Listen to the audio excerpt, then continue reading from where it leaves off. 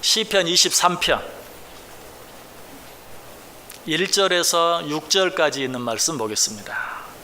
시편 23편 1절에서 6절까지. 시편 23편 1절에서 6절까지. 우리 다 같이 한 목소리로 읽습니다. 여호와는 나의 목자시니 내게 부족함이 없으리로다. 그가 나를 푸른 풀밭에 누이시며 쉴만한 물가로 인도하시는도다. 내 영혼을 소생시키시고 자기 이름을 위하여 의의 길로 인도하시는도다. 내가 사망의 음침한 골짜기로 다닐지라도 해를 두려워하지 않을 것은 주께서 나와 함께 하심이라. 주의 지팡이와 막대기가 나를 안위하시나이다. 주께서 내 원수의 목전에서 내게 상을 차려주시고 기름을 내 머리에 부으셨으니 내 잔이 넘치나이다. 내 평생의 선하심과 인자하심이 반드시 나를 따르리니 내가 여호와의 집에 영원히 살리로다. 아멘. 우리 옆 사람들과 한번 인사할까요? 참 잘 오셨습니다. 큰 은혜 받으시기 바랍니다. 여러분들 정말 잘 오셨습니다. 하나님의 큰 은혜가 여러분 모두에 임하시기를 주님의 이름으로 간절히 축복합니다.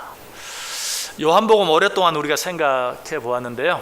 요한복음 생각하는 중에 지난 5월 한 달 가정의 달 맞이해서 어린이 주일, 어버이 주일, 스승의 주일, 그리고 또 마지막 주일은 이제 이웃 초청 복음 잔치를 앞두고 전도 또 격려하는 전도 격려 설교, 그리고 지난주는 이웃초청 복음잔치 맞이해서 또 새로운 분들에게 복음 제시하는 복음 초청 설교를 드리느라고 근 한 달 반 요한복음이 멈춰졌습니다. 그런데 그런 일들 때문에만 멈춰진 것이 아니고 요한복음 18장까지 17장까지 마치고 18장 생각해 보아야 되는데 요한복음이 거기서 중단이 됐어요. 그런데 요한복음은 크게 네 부분으로 나누어집니다. 그 첫 번째 부분은 1장, 요한복음의 도입이라고도 할 수 있고 요한복음의 서론이라고도 할 수 있고요. 그리고 두 번째 부분은 요한복음 2장부터 12장까지 예수님께서 모든 대중들을 상대로 사역하신 예수님의 일반 사역에 대해서 기록되어 있습니다. 그리고 요한복음 13장부터 요한복음 17장까지는 이제 예수님께서 고난과 죽음과 부활, 승천을 앞두고 예수님의 제자들만을 대상으로 특별한 가르침과 특별한 기도를 하는 그러한 내용이 13장부터 17장까지 기록이 되어 있어요. 이제 남은 마지막 한 부분은 요한복음 18장부터 21장까지 예수님의 고난, 예수님의 죽음, 예수님의 부활, 예수님의 승천이 남아 있어요. 그런데 마침 계획한 것은 아니지만 요한복음의 세 부분까지 끝이 나고 어쩌면 가장 중요한 내용이라고 할 수 있는 요한복음의 마지막 네 번째 부분 18장에서 21장까지 내용이 남아 있습니다. 그래서 이전에도 요한복음을 계속 생각한 게 아니고 그 부분마다 잠깐 쉬면서 다른 말씀 생각했었는데 요한복음 17장까지 마치고 이제 요한복음의 결론 가장 중요한 내용 앞에 남았는데 그 사이에 어떤 말씀을 좀 전할까 생각을 하다가 눈을 들어보았더니 바로 앞에 교회 달력이 보이고 그 교회 달력에 쓰여 있는 말씀이 눈에 들어왔어요. 자, 이번 6월달 달력에 어떤 내용이 기록되어 있습니까? 어떤 내용이 기록되어 있어요? 큰 글자로 뭐라고 쓰여 있어요? 목자라고 쓰여 있어요. 그리고 그 밑에는 그가 나를 푸른 풀밭에 누이시며 쉴만한 물가로 인도하시는도다. 시편 23편 2절 말씀이 기록되어 있어요. 그걸 보는 순간 저거다. 이번 여름에 요한복음을 잠깐 쉬고 이제 요한복음 마지막 부분으로 나아가기 전에 시편 23편에 있는 말씀, 특별히 이 무더운 여름철 이제 앞에 있는데 정말 우리를 시원케 하는, 물론 성경에 있는 모든 말씀이 우리를 시원케 하지만 특별히 이 세상에 있는 모든 성도들이 너무나 사랑하는, 아니 하나님을 믿지 않는 자들까지도 알고 있는 또 사랑하는 이 시편 23편에 있는 말씀 생각하면서 정말 우리가 이 무더위도 영적으로 육적으로 더 잘 견디고 이기면서 힘을 얻는 시간이 되면 좋겠다 하는 그런 생각을 하게 되었습니다. 아무쪼록 이 시편 23편 생각하면서 정말 우리의 영과 우리의 마음, 우리의 육이 시원케 되고 새롭게 되고 회복되어지는 은혜가 있게 되기를 원합니다. 시편 23편은 시편 중에 시편이라고 불려집니다. 시편은 150편으로 되어 있는데 그 많은 시편 가운데 시편 중에 시편. 그래서 스펄전 목사님은 이 시편 23편을 시편의 진주다 라고 표현했어요. 헨리워드 비처라는 설교가가 있는데 이분은 시편은 나이팅게일이다. 시편의 나이팅게일이다. 시편 23편은 시편의 나이팅게일. 나이팅게일은 새 이름이죠. 너무나 아름다운 목소리를 내는 그런 새가 나이팅게일인데 시편 23편은 시편의 나이팅게일이다. 또 알렉산더 맥클라렌이라는 분은 우리의 마음을 찌르는 그런 말을 했어요. 어떤 말이냐면 이 시편을 읽고 눈물을 닦아보지 않은 사람을 어떻게 성도라고 말할 수 있겠느냐. 시편 23편을 읽고 눈물을 흘려보지 않은 사람을 어떻게 성도라고 말할 수 있겠느냐. 여러분 마음이 찔리십니까? 안 찔리십니까? 이 시편을 읽고 눈물을 흘려보신 분은 안 찔리실 거고 한 번도 눈물을 흘려보지 않은 분은 찔려야 맞죠? 여러분들이 물어봐도 이것도 아니고 저것도 아니고 찔립니까? 무표정. 안 찔립니까? 무표정. 힘들어요 제가. 예. 혹시라도 이 시편 23편을 읽으면서 눈물을 흘려보신 분은 참 감사하고 눈물을 흘려보지 못하셨다면 한번 눈물을 흘려볼 수 있기를 바랍니다. 여러분 시편을 정말 내게 주시는 하나님의 말씀으로 받고 읽고 또 읽고 읽고 또 묵상하고 읽고 묵상하고 기도하고 한번 반복해서 해보세요. 매일매일 한번 해보세요. 적어도 한번 이 여름 기간 동안에 여러분의 마음이 여러분의 몸이 너무 힘들고 어려울 때마다 시편 23편 펴서 읽고 묵상하고 그 말씀 붙잡고 한번 기도해 보세요. 틀림없이 눈물을 흘리지 않을 수 없는 은혜와 감동을 하나님께서 허락해 주실 줄 믿습니다. 자, 시편 23편이 왜 이렇게 유명한 말씀이 되었을까요? 시편 23편 6절로 되어 있는데 한 절 한 절이 너무너무 아름다워요. 전체가 너무 아름다워요. 그러나 그 가운데서도 시편 전체 가운데 시편 23편을 뽑았듯이 시편 23편 가운데서 굳이 꼭 한 절을 뽑으라고 하면 역시 1절 말씀이에요. 여호와는 나의 목자이시니 내가 부족함이 없으리로다. 이 말씀이 시편 23편 중에 또 가장 귀하고 아름다운 핵심적인 그런 말씀이라고 말할 수 있어요. 여호와 하나님을 자기 목자로 삼고 사는 자는 부족함이 없다. 왜 그럴까요? 하나님께서 이 세상을 창조하셨고 지금도 이 세상 모든 것들을 마음대로 다스리시고 주관하고 계세요.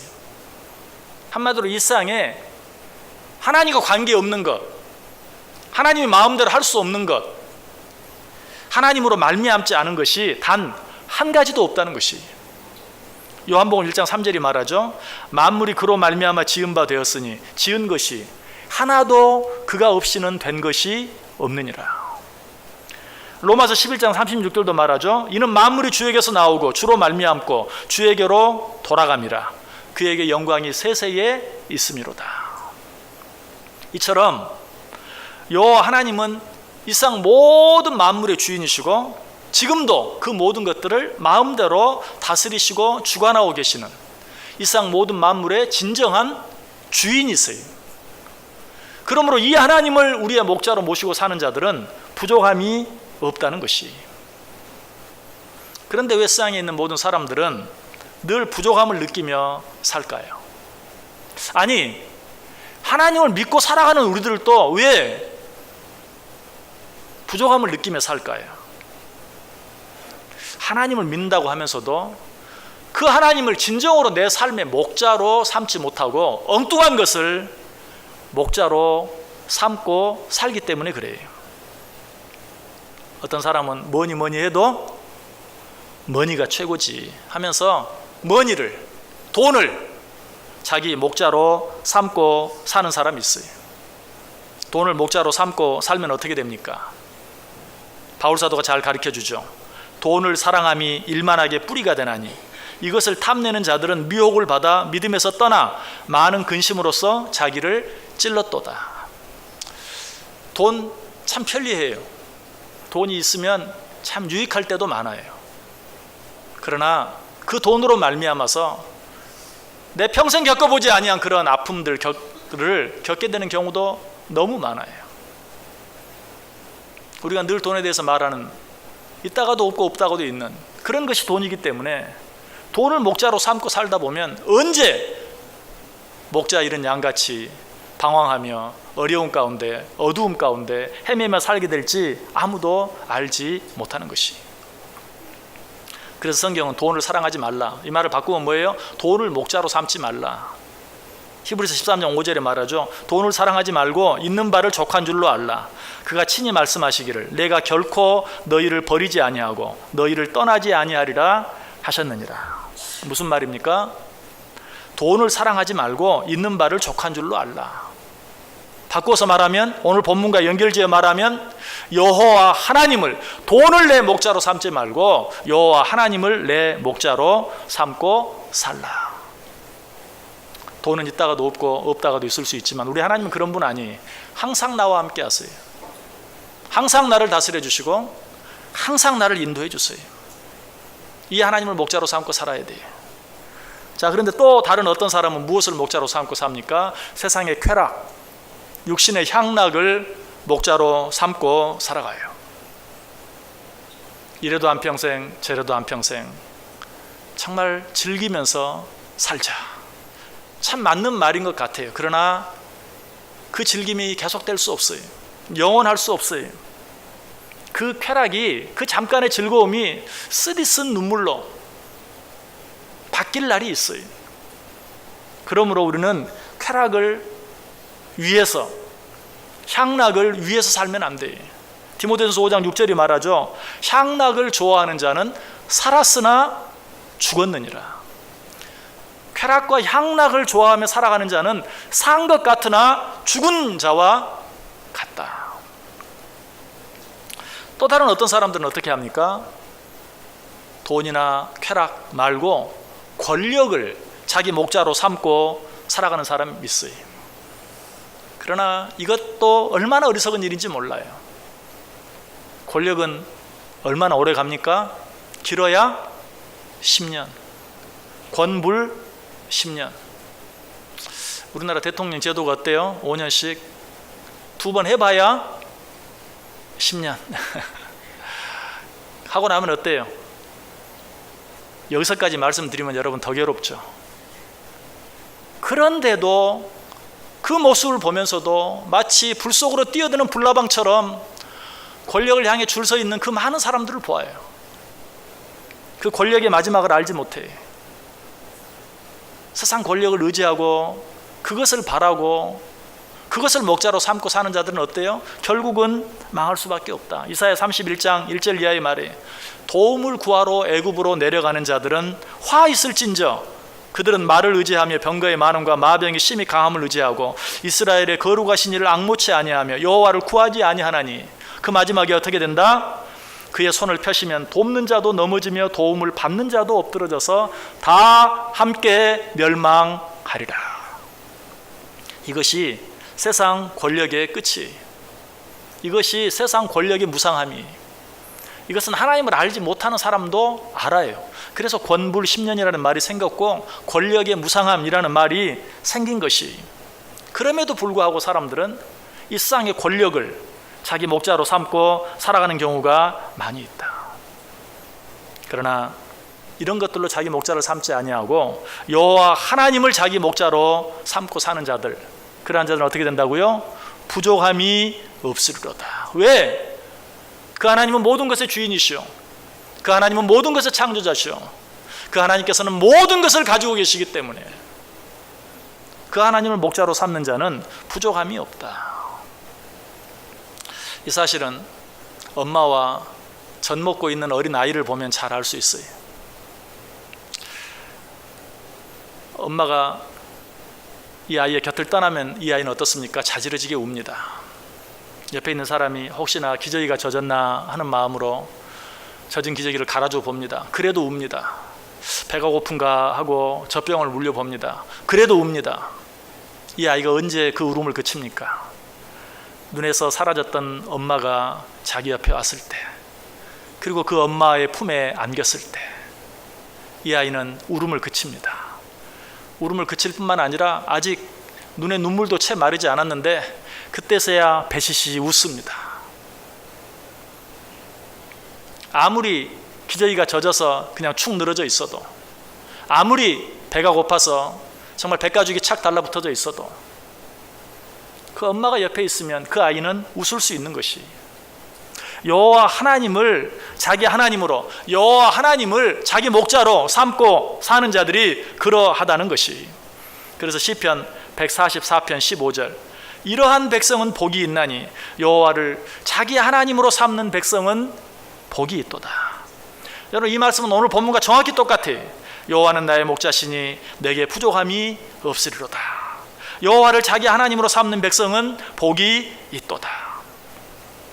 모든 것의 주인 되신 여호와 하나님을 자기 목자로 삼는 자들, 이런 자들은 아무 것에도 부족함이 없다라는 것이. 자, 그런데 여기서 한번 우리가 더 생각해 볼 필요가 있어요. 나는 여호와 하나님을 분명 내 목자로 삼았는데, 나는 여호와 하나님을 나의 목자라고 고백하는데, 그럼에도 불구하고 나는 늘 부족함을 느낀다라고 생각되는 분 계십니까? 내가 여호와 하나님을 목자로 모셨다는 것이 무엇을 의미하는지 한번 생각해 봐야 돼요. 정말 천지 만물을 창조하신 여호와 하나님을 나의 목자로 삼았는지, 아니면 그 하나님으로 말미암아 얻어질 수 있는 것, 그 하나님이 주시는 것, 그것을 나의 목자로 삼고 있는지 한번 확인해 보세요. 이건 분명히 다른 거예요. 하나님, 그분 자신을 내 목자로 삼고 사는 것과 하나님을 통해 얻을 수 있는 것을 내 목자로 삼고 있는 것은 완전히 달라요. 그런데 우리는 하나님을 내 목자로 삼고 산다고 하면서 하나님 자신이 아니라 하나님으로 말미암아 얻을 수 있는 것, 이 세상에 살면서도 그렇죠. 부모의 은혜와 부모의 사랑, 나를 낳아주시고 길러주신 그 부모 자체를 사랑하고 존경하며 사는 사람은 행복한 가정 안에서 살 수 있어요. 그러나 그 부모를 통해서 얻을 수 있는 것만 바라고 사는 자는 어때요? 금방 그 가정은 지옥이 될 수밖에 없어요. 여러분, 우리가 꼭 확인해야 돼요. 내가 하나님을 나의 목자로 모시고 살고 있는가? 그 하나님이 주시는 것, 그 하나님으로 말미암아 얻을 수 있는 것을 내 목자로 모시고 살고 있는가 확인해 보아야 돼요. 하나님 자신을 내 목자로 삼을 수 있어야 돼요. 그렇게 할 때 우리는 부족함이 없는 삶을 살 수 있다. 자, 그렇다면 어떻게 하나님을 내 목자로 삼을 수 있는가? 목자는 무엇하는 사람이죠? 양을 치는 사람이에요. 그러므로 하나님을 내 목자로 모시기 위해서는 내가 하나님의 양이 돼야 돼요. 내가 양이 되지 않고는 하나님이 나의 목자, 하나님을 나의 목자로 모실 수 없어요. 자, 내가 양이 되려면 어떻게 해야 할까요? 양이 어떤 존재인지를 알아야 돼요. 양이 어떤 존재입니까? 여러분, 양은요 아주 심한 근시, 그래서 멀리 바라보지도 못할 뿐만 아니라 방향 감각도 없어요. 그래서 동서남북 전후 좌우를 구별할 줄을 몰라요. 바로 옆에 너무나 좋은 풀밭이 있고 너무나 좋은 물이 있어도 거기를 스스로 찾아가지 못해. 목자가 인도해 주지 아니하면 거기에 갈 수 없는, 그것이 바로 양이. 양은 이처럼 방향 감각이 없어요. 저 진도에서 개를 서울로 팔았는데 자기 집을 찾아가는 개와는 완전히 달라요. 양은 그런 존재가 되지 못해. 그래서 이사야 53장 6절에 보면 우리는 다 양 같아서 그릇 행하여 각기 제 길로 갔거늘 이라는 표현이 나와요. 양에 대해서 얼마나 잘 말해주고 있는 표현인 줄 몰라요. 우리는 다 양 같아서 그릇 행하여 각기 제 길로 갔다. 그냥 자기 마음대로 갔다. 마땅히 가야 할 길로 가지 아니하고 잘못된 길로 갔다. 그러다 구렁텅이에 빠지고, 그러다 어려움 당하고, 정말 맹수를 만나서 찢겨 죽임을 당하고, 그것이 양의 모습이라는 것이. 이런 양의 모습을 또 잘 보여지는 그림이 하나 있죠. 어떤 그림입니까? 잃어버린 양을 찾아 어깨에 메고 오시는 주님의 모습. 이 모습이 바로 양이 어떤 존재인가 하는 걸 잘 가르쳐줘요. 양은 그런 존재예요. 그냥 한번 가버리면 절대로 스스로 돌아올 줄 몰라요. 가서 데리고 어깨에 메고 돌아오지 않으면 안 되는, 양은 바로 그런 존재예요. 그러면 우리가 양이 되어야 한다는 말은 무슨 말입니까? 그렇게 막 자꾸 곁길로 나가라는 얘기입니까? 그런 말이 아니고 내가 그런 존재라는 사실을 인정하라는 것이. 나는 바로 앞에 풀밭이 있어도 나 혼자는 못 갑니다. 바로 앞에 깨끗한 물이 있고 마실 물이 있어도 나 혼자는 못 갑니다. 하나님이 인도해 주셔야 합니다. 하나님이 나와 함께 해 주셔야 되고 하나님이 나를 도와주셔야 됩니다 라는 사실을 인정하라는 것이, 그것이 바로 양이 되는 것이. 그러지 아니하고 내가 부족하긴 하지만 요 정도까지는 할 수 있어요, 요 정도까지는 내가 알아서 할 테니까 그 뒤에 조금만 도와주세요. 이건 양이 아니. 양이 무엇인지를 알지 못하는 것이. 양이 되지 아니하면 결코 하나님을 나의 목자로 온전히 모실 수 없어요. 하나님의 인도하심을 온전히 받았던 사람들을 보면 한결같이 자기가 양과 같이 연약하고 부족한 존재임을 인정했던 사람이, 대표적인 한 사람이 솔로몬이. 의외죠. 왜? 솔로몬은 일생에서 가장 지혜로운 사람이에요. 그런데 그렇게 지혜로운 솔로몬이 하나님 앞에서 뭐라고 말한 줄 아세요? 나의 하나님 여호와여, 주께서 종으로 종의 아버지 다윗을 대신하여 왕이 되게 하셨사오나 종은 작은 아이라 출입할 줄을 알지 못하나이다. 작은 아이, 동서남북 방향 감각 없을 뿐만 아니라 일이 떨어지면 죽는다는 사실, 그것도 모르고 그것을 향해 달려가는 그 어린아이와 같이 출입할 줄을, 문을 열고 나가고 문을 열고 들어올 수도 없는 그런 약한 존재입니다. 누구의 고백이라고요? 이 세상에서 가장 지혜로운 솔로몬의 고백이. 이것이 바로 나는 양과 같은 존재입니다 라고 고백하는 것이, 이런 마음, 이런 겸손한 마음이 있을 때만 비로소 우리는 하나님을 나의 목자로 모실 수 있다는 사실이. 이 솔로몬의 아버지 다윗에게도 이런 겸손함이 있었어요. 사무엘하 7장 18절에 보면 다윗 왕이 여호와 앞에 들어가 앉아서 이르되 주 여호와여, 나는 누구이오며 내 집은 무엇이기에 나를 여기까지 이르게 하셨나이까. 내가 누구이기에 나 같은 사람을 여기까지 이르게 하셨나이까. 역시 마찬가지죠. 다윗도 지금 왕이 되었을 때 내가 도대체 누구이길래, 우리 집이 어떤 집이길래 나를 여기까지 오게 하셨나이까 라고 고백하는 것을 봐요. 하나님은 이런 자와 함께 하세요. 실제로 하나님이 다윗과 함께 해주셨어요. 사무엘하 7장 8절 9절에 보면 그러므로 이제 내 종 다윗에게 이와 같이 말하라.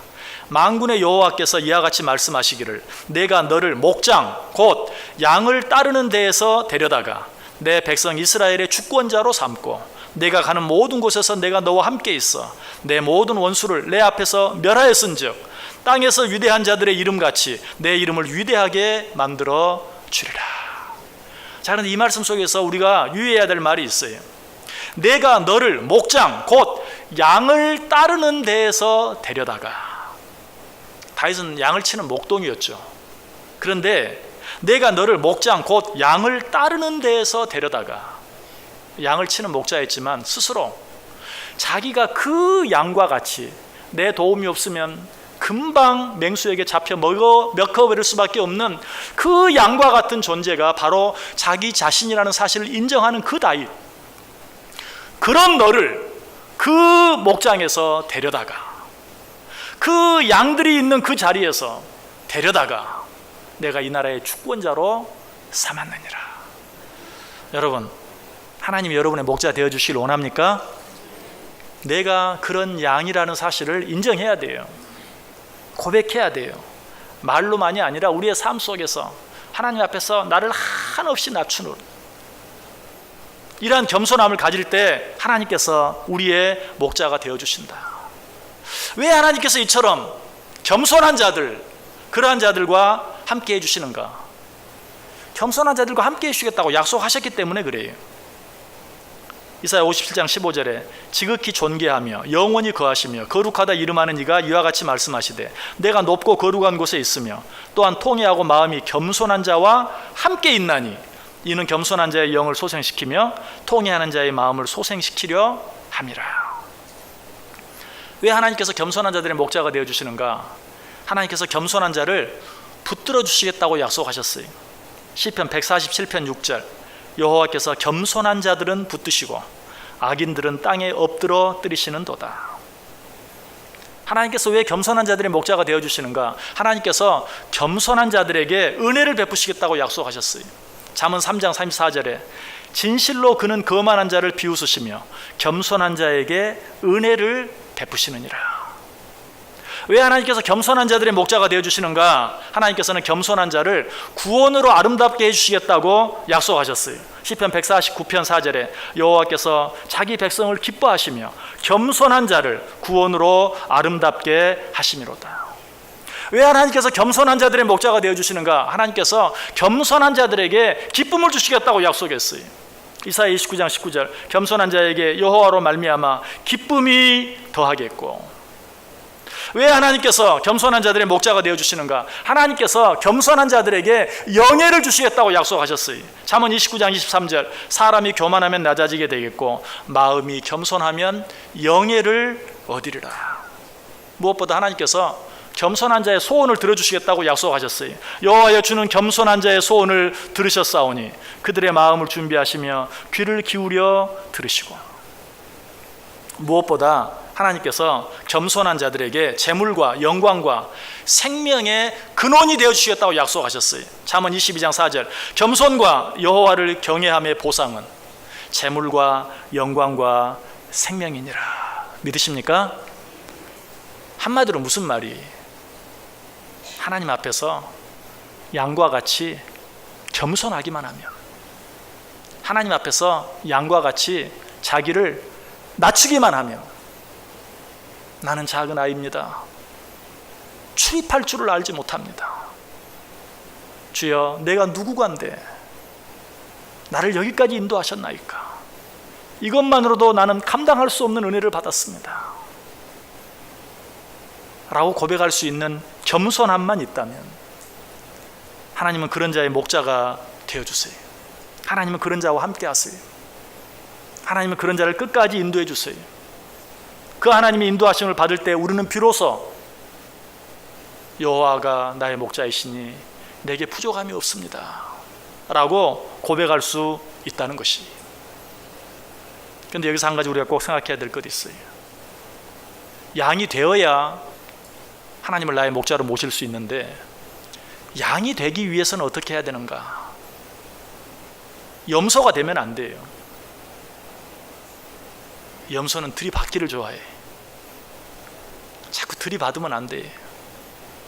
위로 하나님을 들이받으면 안 돼. 아래로 하나님께서 우리에게 붙여준 모든 자들을 들이받으면 안 돼. 우리가 왜 들이받습니까? 내가 누군데? 하는 마음이 있기 때문에 들이받는 거예요. 양이 되기 위해서는 염소가 되어서는 안 돼요. 염소는 항상 혼자 다녀요. 그러다가 염소도 길을 잃을 때가 있어요. 그러다가 높은 바위 절벽에서 떨어져 죽을 때도 있어요. 그러다가 맹수의 밥이 될 수도 있어요. 양은 그렇지 않아요.